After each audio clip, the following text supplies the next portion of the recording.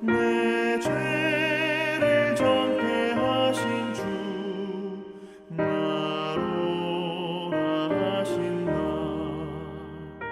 내가 주께로 지금 가오니 십자가의 보혈로 날 씻어 주소서. 약하고 추해도 주께로 나가면 힘 주시고 내 추함을 곧 씻어 주시네. 내가 주께로 지금 가오니 십자가의 보혈로 날 씻어 주소서. 나로라 하심은 온전한 믿음과 또 사랑함과 평안함 다 주려 함이라. 내가 주께로 지금 가오니 십자가의 보혈로 날 씻어 주소서. 큰 죄인 못 받아 살 길을 얻었네. 한없이 넓고 큰 은혜 베풀어 주소서. 내가 주께로 지금 가오니 십자가의 보혈로 날 씻어 주소서. 그 피가 맘속에 큰 증거 됩니다. 내 기도 소리 들으사 다 허락하소서. 내가 주께로 지금 가오니 십자가의 보혈로 날 씻어 주소서.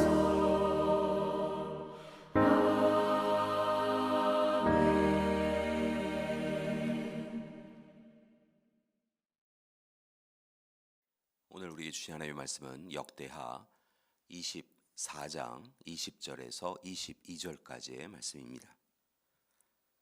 이에 하나님의 영이 제사장 여호야다의 아들 스가랴를 감동시키심에 그가 백성 앞에 높이 서서 그들에게 이르되 하나님이 이같이 말씀하시기를 너희가 어찌하여 여호와의 명령을 거역하여 스스로 형통하지 못하게 하느냐 하셨나니 너희가 여호와를 버렸으므로 여호와께서도 너희를 버리셨느니라 하나 무리가 함께 꾀하고 왕의 명령을 따라 그를 여호와의 전 뜰 안에서 돌로 쳐 죽였더라. 요아스 왕이 이와 같이 스가랴의 아버지 여호야다가 베푼 은혜를 기억하지 아니하고 그의 아들을 죽이니 그가 죽을 때 이르되 여호와는 감찰하시고 신원하여 주옵소서 하니라. 아멘. 오늘 말씀이 포함되어 있는 역대하 22장에서 24장의 말씀은 요아스 왕에 대하여 우리에게 이야기하고 있습니다. 요아스의 아버지인 아하시아 왕이 예후에 의하여 죽임을 당합니다. 이때 아하시아 왕의 어머니요 요아스의 할머니인 아달랴가 권력을 차지합니다. 잘 아시다시피 아달랴는 아합과 이세벨의 딸이요 유다의 왕이었던 여호람의 아내이기도 한 사람이었지요. 이제 유다 왕국의 7대 왕이 된 아달랴는 자신의 권력을 위하여서 모든 왕자들을 죽입니다. 한 걸음 더 나아가 손자들도 죽입니다. 참으로 무서운 여인입니다. 그런데 그렇게 아달랴가 자신을 위협할 수 있는 아들과 손자를 죽이는 순간 다행히도 한 살이었던 요아스가 살 수 있었습니다. 요아스의 고모인 여호사보앗이 그를 불쌍히 여겨서 몰래 빼내어 숨겨주고 키웠던 것이지요. 그리고 요아스가 7살이 되었을 때 고모부인 여호야다 제사장이 군대를 동원하여서 마침내 요아스를 왕위에 올립니다. 만약 형들이 할머니 아달랴에 의하여 죽지 않았다고 한다면 요아스 그는 왕위 후계 순위가 한참 뒤였던 그런 사람이었습니다. 또한 고모가 살려주지 아니하고 고모부가 왕권을 찾아주지 않았다고 한다면 그는 절대로 왕이 될 수 없는 사람이었지요. 이처럼 그는 여러 가지 삶의 우여곡절을 거친 후에 7살에 왕이 되었습니다. 그리고 그는 여호야다 제사장의 도움을 받아서 하나님이 기뻐하시는 정치를 행하였습니다. 조상들이 섬겼던 우상, 특별히 아달랴가 만들어 놓은 우상들을 부수어 버렸습니다. 하나님의 성전을 회복하고 제사를 온전히 하나님 앞에 다시 드렸지요. 말 그대로 종교개혁을 진행하였던 것입니다. 그리고 30년간 참으로 좋은 왕으로 지내었습니다. 그런데 문제는 그가 마지막 순간까지 좋은 왕으로 지내지는 못하였다는 것입니다. 그를 도왔던 여호야다 사제가 죽자 그는 하나님의 뜻을 따르는 삶이 아니라 자신의 뜻에 합당한 삶, 자신이 원하는 삶을 우선적으로 살아갑니다. 변절하여서 악한 일을 행한 것입니다. 여호와의 전을 버리고 다시 아세라 목상과 우상을 섬겼습니다. 자신이 통치 전반기에 수리하고 깨끗하게 하였던 성전을 이제는 자신이 더럽혔던 것이지요. 그리고 그가 행하는 일에 대하여 잘못을 지적하고 경계하는 선지자, 예언자들의 말도 듣지 않았습니다. 하나님을 경홀하게 여겼습니다. 하나님의 말씀을 가볍게 여겼습니다. 그리고 오늘 말씀을 보니까 자신을 살려주고 왕위에 오르게 하였던 고모의 아들인 스가랴도 그가 하나님의 말씀을 전한다라고 하는 이유만으로 돌로 쳐서 죽입니다. 그것도 하나님의 뜰 안에서 죽입니다. 그리고 이제 그의 악함을 보신 하나님께서 마침내 그를 치시지요. 아람 군대를 보내신 것입니다. 요아스는 큰 병력을 가지고도 결국은 자신을 지키지 못하였습니다. 그리고 큰 부상을 당합니다. 결국은 자신들의 부하 장수들에 의하여 암살을 당하게 됩니다. 성경은 그가 죽은 후에도 왕실의 묘에 묻히지 못하였다라고 전하고 있습니다. 그의 악함에 대하여서 하나님께서 철저하게 벌하신 것입니다. 그가 하나님을 버렸으므로 하나님도 그를 멀리하신 것입니다. 이 말씀은 참으로 두렵고 떨리는 말씀입니다. 그렇다면 교회 여러분, 오늘 이 시간 우리는 어디에 서 있습니까? 우리는 오늘 이 시간 어떤 삶을 살아가고 있습니까? 요아스의 왕의 모습을 보면 예전에 좋은 왕이었다라고 하는 것이 의미는 있지만 더욱 중요한 것은 계속하여서 지금 이 시간에 좋은 왕이 되어야 했다는 것입니다.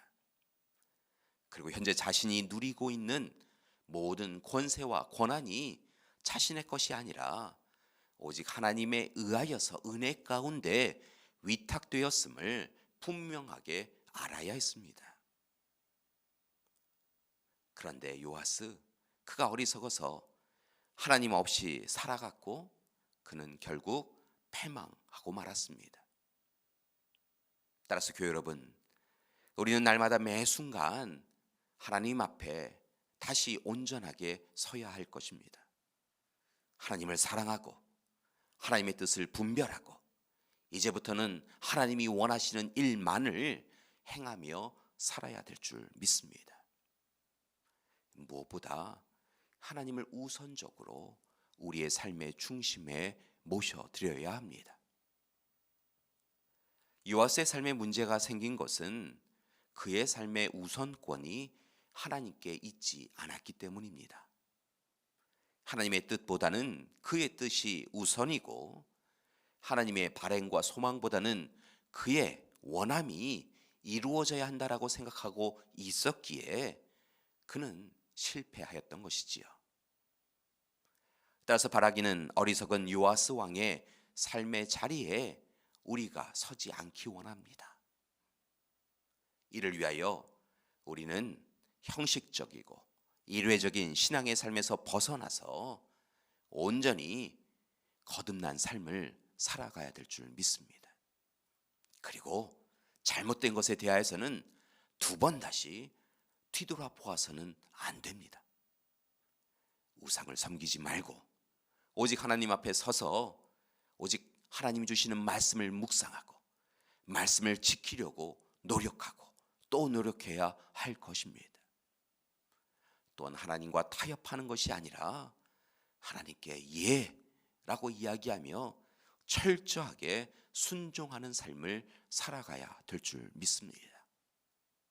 오늘도 우리 모든 믿음의 가족들이 바로 그런 삶을 시도하고 도전하는 하루가 되시기를 간절히 기도드립니다. 함께 기도하시겠습니다. 사랑의 하나님, 오늘 이 시간 우리의 삶을 들여다봅니다. 하나님, 혹 우리는 요아스 왕처럼 어리석은 일을 행하고 있지는 않습니까? 예전의 신앙을 자랑하며 오늘은 어리석은 일을 택하며 하나님의 이름을 소홀하게 경홀하게 여기는 일을 행하고 있지는 않습니까? 하나님, 우리를 용서하여 주시옵시고 돌이키게 하여 주시옵소서. 더 늦기 전에 회개하고 다시 하나님 앞에 서나갈 수 있도록 이끌어 주시옵소서. 그리하여 하나님이 기뻐하시는 삶 살아가는 우리 되게 하여 주시옵소서. 이제는 우리 주 예수 그리스도의 은혜와 하나님의 극진하신 사랑하심과 성령님의 이끄시고 온전케 하시는 역사가 오늘 이 시간 형식적이고 일회적인 신앙에서 벗어나서 하나님께 온전히 순종하는 거듭남의 신앙생활을 결단하고 시도하는 우리 믿음의 가족들 위해 지금부터 영원토록 함께 하시기를 간절히 축원하옵나이다. 아멘.